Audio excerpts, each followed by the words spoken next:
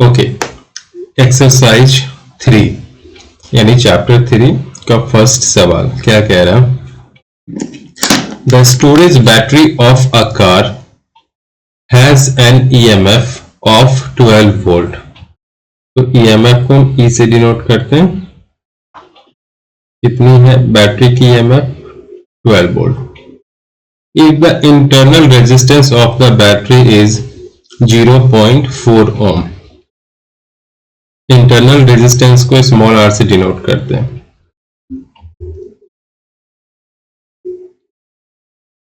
What is the maximum current that can be drawn from the battery?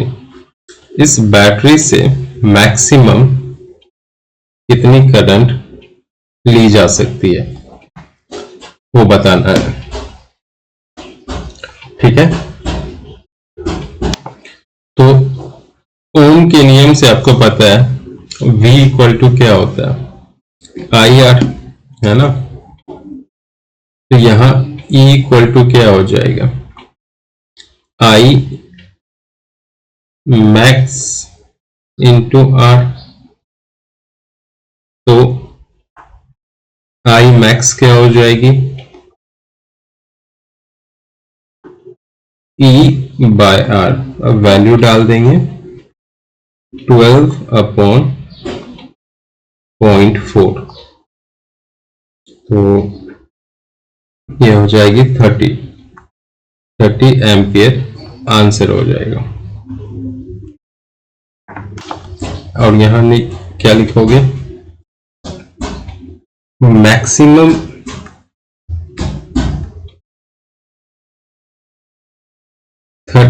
Ampere current can be taken out or drawn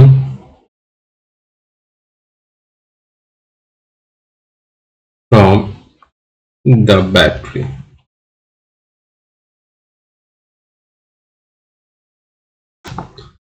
सवाल क्या कह रहा है? A battery of EMF 10 volt and internal resistance 3 ohm is connected to a resistor. If the current in the circuit is 0.5 ampere, what is the resistance of the resistor? What is the terminal voltage of the battery when the circuit is closed? Okay, तो सबसे पहले हम EMF देखेंगे कितनी है। EMF given है 10 volt, है ना, यहां पे। उसके बाद इंटरनल रेजिस्टेंस देखो कितनी दी हुई है? 3 ओम। स्मॉल r इक्वल टू क्या हो गई? 3 ओम। फिर हमें करंट दी हुई है, कितनी है? 0.5 एम्पियर।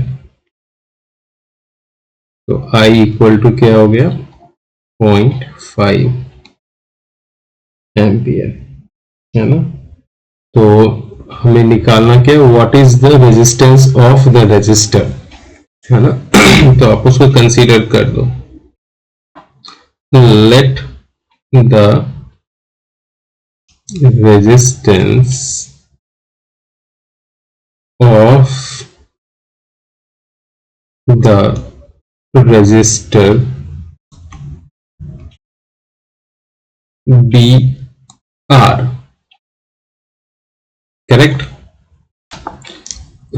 तो हेंस टोटल रेजिस्टेंस क्या हो जाएगी? टोटल रेजिस्टेंस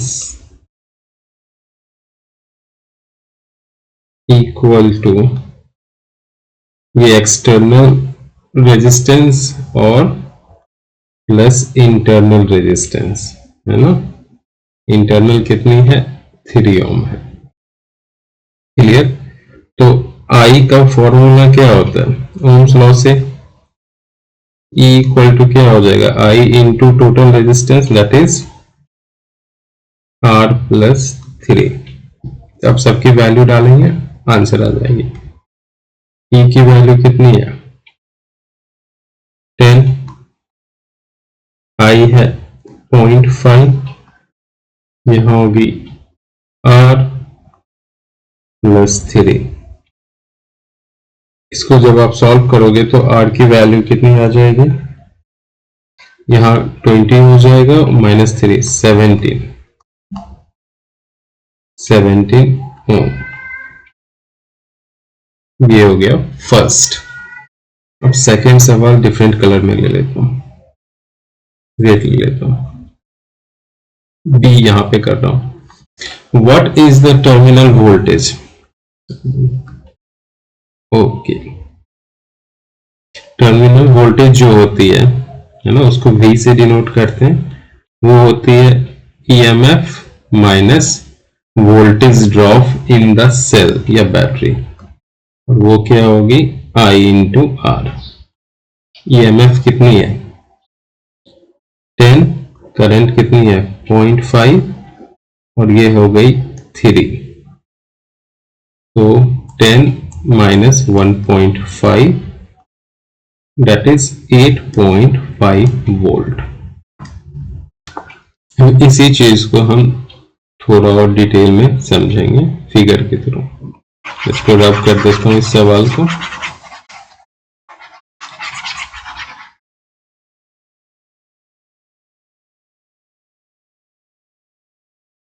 यहां एक मैं सर्किट बना रहा हूं,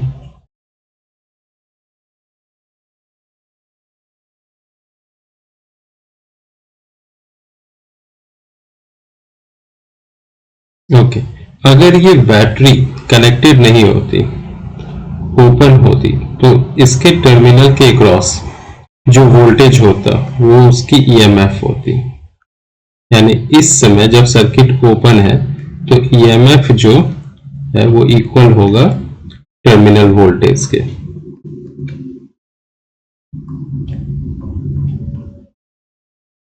बट जब सर्किट क्लोज है तो क्या होगा? जब सर्किट क्लोज है तो यहां अगर आप एक वोल्ट मीटर लगाओगे, है ना, तो आपको जो वोल्टेज दिखाएगा वोल्ट मीटर, वो EMF नहीं दिखाएगा, वो थोड़ी सी कम दिखाएगी। कितनी कम? जो EMF है वो, और जो वोल्टेज ड्रॉप हुआ है बैटरी के अंदर, और बैटरी के अंदर या सेल के अंदर कितनी वोल्टेज ड्रॉप होती है I इंटू स्मॉल r। और ये क्या है? Terminal voltage. इस सवाल को देखते हैं क्या कह रहा है। At room temperature that is 27 degrees Celsius, the resistance of a heating element is 100 ohm. What is the temperature of the element if the resistance is found to be 117 ohm, given that the temperature coefficient of material of the resistor is 1.70 into 10 raised to minus 4 degree centigrade inverse. सवाल को समझते हैं। देखिए ये समझिए heating element है, coil है, okay. तो मैं इसको पावर सोर्स से कनेक्ट कर रहा हूं। इसको सोलेनॉइड मत समझ लेना, क्योंकि बनाने के लिए इजी था इसलिए मैंने ऐसे बना दिया। ये एक हीटिंग एलिमेंट है, ओके। तो इसकी रेजिस्टेंस कितनी है? 100 ओम है। कब? जब इसका टेम्परेचर 27 डिग्री सेल्सियस है, करेक्ट। अब क्या हो रहा है, इसकी रेजिस्टेंस इंक्रीज हो गई है। इसकी न्यू रेजिस्टेंस क्या आ गई है? R प्राइम इक्वल टू 117 ओम। तो न्यू टेम्परेचर भी कुछ और होगी, है ना, ओके। कोएफिशिएंट दी हुई है, टेम्परेचर कोएफिशिएंट अल्फा से डिनोट करते हैं, वो कितनी है 1.70 into 10 raise to minus 4 degree Celsius raise to minus 1, okay. तो आप अल्फा का फॉर्मूला लर्न कर लो। टेम्परेचर कोएफिशिएंट इक्वल टू क्या होता है? ये होती है R new minus R original upon T new minus T original, है ना, इनटू 1 अपॉन आर ओरिजिनल। अब आप आराम से इसको सॉल्व कर सकते हो। क्या करनी है? अल्फा की वैल्यू डालनी है 1.7 into 10⁻⁻⁴ equal to R new. तो find out given R new, एक सेकेंड, कितनी दी हुई है? 170 माइनस आर ओरिजिनल कितनी है? 100 अपॉन टी न्यू गिवन नहीं है, टी ओरिजिनल कितनी है? 27 इंटू 1 अपॉन आर ओरिजिनल कितनी है? 100। तो अब हम क्या करेंगे? इसको इस तरह से लिख सकते हैं 1.7 into 10⁻⁻⁴ upon 17 into 100 equal to 1 upon T prime minus 27, है ना।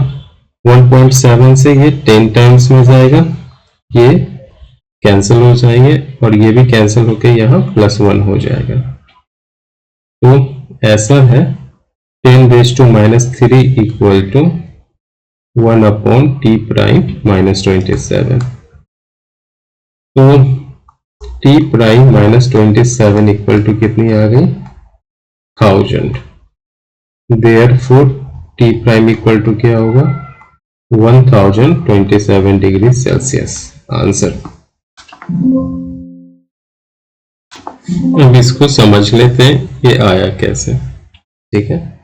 तो देखो पहले कॉइल थी, है ना, इसकी इनिशियल टेम्परेचर समझो Ti थी और उस समय ये रेजिस्टेंस कितनी थी? Ri। फिर टेम्परेचर क्या हो गई? Tf और उस समय रेजिस्टेंस क्या हो गई? Rf। ओके, तो चेंज इन टेम्परेचर कितनी हो गई? Delta T equal to Tf minus Ti। और चेंज इन रेजिस्टेंस कितनी हो गई? Delta R equal to Rf minus Ri। Correct. अब देखो फ्रैक्शनल चेंज इन रेजिस्टेंस क्या होगा? फ्रैक्शनल चेंज इन रेजिस्टेंस जो होती है वो क्या होती है? Change in resistance upon original resistance, और वो हमेशा डायरेक्टली प्रोपोर्शनल किसके होगी? चेंज इन टेम्परेचर के। करेक्ट। और जब हम इसको हटाएंगे प्रोपोर्शनैलिटी सिंबल तो एक कांस्टेंट आएगा, del R by R equal to alpha into T. इसी अल्फा को हम क्या कहते हैं? Temperature coefficient. ओके, ये बेसिकली क्या है? एक कांस्टेंट है। तो यहां से अल्फा क्या हो जाएगी? देखो डेल R बाय R, यहां डेल T है अपॉन डेल T, है ना। मतलब क्या? Tf माइनस Ti अपॉन यहां sorry Rf minus Ri upon Tf minus Ti into R।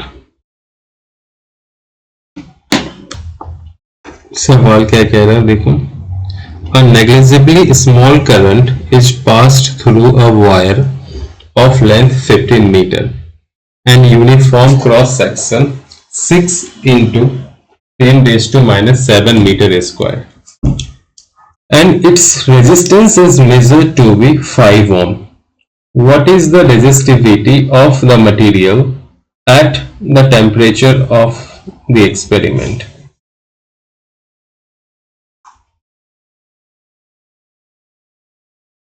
तो यहां देखते हैं सवाल में क्या क्या डेटा वो पहले लिख लेते हैं। A negligibly small current is passed through a wire of length. Wire की लेंथ कितनी दी हुई है? 15 मीटर। तो L इक्वल टू क्या हो गई? 15 मीटर। And uniform cross sections area दिया हुआ है, वो कितना है 6 into 10⁻⁻7 metre square. And it's resistance, इसकी रेजिस्टेंस कितनी दी हुई है 5 ohm. What is the resistivity of the material, resistivity या स्पेसिफिक रेजिस्टेंस वो ढूंढने को बोल रहा है। फॉर्मूला क्या यूज करेंगे, R equal to rho into L by A. तो यहां से रो की वैल्यू मिल जाएगी, रो इक्वल टू क्या हो जाएगा R into A by L. आप सारा डेटा यहां से डालोगे और जो स्पेसिफिक रेजिस्टेंस आएगी उसकी यूनिट क्या होगी ओम मीटर, आपका आंसर आ जाएगा। ये सवाल देखते हैं।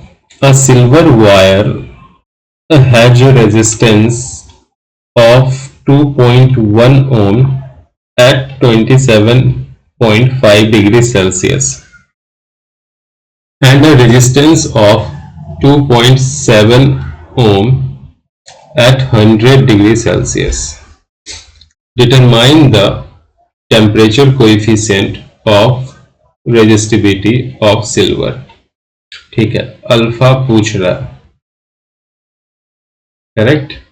और T1 जो दी हुई है या T इनिशियल जो दी हुई है वो है 27.5 डिग्री सेल्सियस और R इनिशियल जो दी हुई है वो है 2.1 ओम। इसी तरह T फाइनल जो दी हुई है वो है 100 डिग्री सेल्सियस और R फाइनल जो दी हुई है वो है 2.7 ओम। हमें अल्फा निकालना है, तो हमें फॉर्मूला पता ही है ना, RF माइनस RI अपॉन क्या हो जाएगा TF माइनस TI और मल्टीप्लाई किससे करेंगे 1/RI। इन सब की वैल्यू डालो, आपको आंसर आ जाएगा डिग्री सेल्सियस इनवर्स में, जो भी आएगा वही आंसर होगा। सवाल देखो, the number density of free electrons in a copper conductor estimated in example 3.1 is 8.5 into 10 raised to 28 per meter cube. Okay, number density को स्मॉल n से डिनोट करते हैं और वो कितनी हो गई 8.5 into 10 raised to 28 metre raised to -3. Next, how long does an electron take to drift from one end of a wire 3 meter long to other end? Time पूछ रहा है, वायर की लेंथ दी हुई है 3 मीटर, ठीक है। The area of cross section of the wire is 2 into 10 raised to -6 metre square. Area of cross section दी हुई है 2 into 10 raised to -6 metre square and it is carrying a current of 3 ampere. कितनी current लेके जा रही है 3 ampere. तो देखो यहां एक मैं वायर बना देता हूं, ठीक है। इस वायर की क्रॉस सेक्शनल एरिया गिवन है A, उसकी वैल्यू गिवन है, लेंथ जो है वो भी गिवन है ना। तो यहां से यहां एक इलेक्ट्रॉन यहां से स्टार्ट होती है और उसको यहां से यहां जाने में क्लियर कितना टाइम लगेगा वो पूछ रहा है।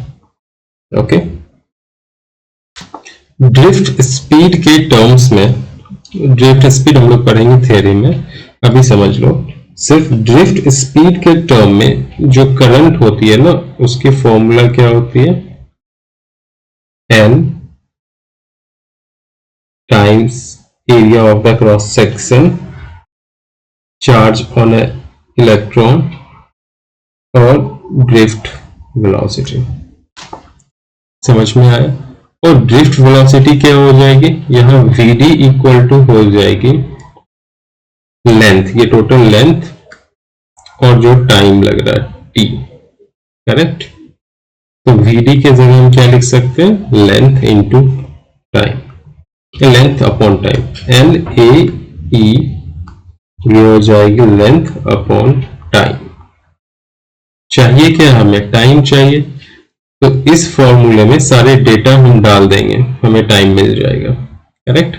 देखो n है, यहां है, t है यहां, l है, a एरिया यहां है, इलेक्ट्रॉन के ऊपर चार्ज पता ही है कितनी होती है, 1.6 इंटू 10⁻⁹, वो भी यहां पुट कर देनी है, बस ये t मिल जाएगी, क्योंकि t निकालनी है ना, है नहीं। मैं डायरेक्ट फॉर्मूला t के लिए लिख देता हूं, t इक्वल टू क्या हो जाएगी, NaEl बाय I। ओके, सारी वैल्यू डाल दो, t निकल जाएगी, उतनी ही सेकेंड या मिनट जो भी होगा, सेकेंड ही होगा, ओके, उसमें आंसर आ जाएगा। नेक्स्ट सवाल, a storage battery of EMF 8 volt. तो देखो EMF कितनी दी हुई है, 8 volt, and internal resistance 0.5 ohm. Internal resistance कितनी दी हुई है, 0.5 ohm, is being charged by 120 volt DC supply। Voltage कितनी दी हुई है, 120 volt, using a series resistor of 15.5 ohm। R कितनी हो गई, 15.5 ohm। What is the terminal voltage of the battery during charging? तो हम क्या कंसीडर कर लें इसको, V1 कंसीडर कर लेते हैं, ओके। क्या है,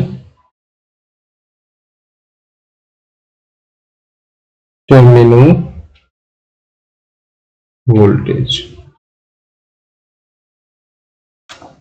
ओके। तो V1 जो है हमारा टर्मिनल वोल्टेज हो गया, V इफेक्टिव क्या हो जाएगी, है ना, यहां देखो 120 वोल्ट है और यहाँ पे कितनी है, 8 वोल्ट है, तो V इफेक्टिव जो हो जाएगी वो 112 वोल्ट हो जाएगा, है ना, 120 माइनस ये 8, करेक्ट, ये हो गई 112 वोल्ट, ओके। अब तो रेजिस्टेंस देखना पड़ेगा कितनी है, ओके, इसकी रेजिस्टेंस वैल्यू कितनी है, 15.5, और इसकी तो नेट रेजिस्टेंस कितनी हो जाएगी, क्योंकि सीरीज में है, तो ये और ये ऐड हो जाएंगे, है ना, R प्लस इंटरनल रेजिस्टेंस, तो 15.5 प्लस 0.5 कितनी हो जाएगी, 16 हो। तो जो करंट सर्किट में फ्लो करेगा वो क्या हो जाएगा, I equal to V effective upon R net, यानी V इफेक्टिव कितनी है, 112 अपॉन 16, तो ये हो जाएगी 7 एम्पियर, इसलिए I equal to 7 ampere, correct, okay. अब यहां पे देखो, यहां पे वोल्टेज कितनी होगी, 15.5 इंटू 7 हो जाएगा, है ना, ये जो वोल्टेज है ये कितनी हो जाएगी, D स्टार इसको लिखते हैं 15.5, ओहो 15.5 इंटू 7 यहाँ पे वो कितनी हो गई? 7 5 जब 5 105 3 108 108.5। ओके, और इफेक्टिव वोल्टेज कितनी है? 112, और जो दे रहे हैं वो कितनी है? 120। तो इसकी टर्मिनल वोल्टेज कितनी हो जाएगी? 120 माइनस 100.5, तो ये हो जाएगी 11.5। तो बैटरी की टर्मिनल वोल्टेज कितनी हो जाएगी? 11.5। और सेम रिजल्ट हमें यहाँ से भी देखने को मिलेगा।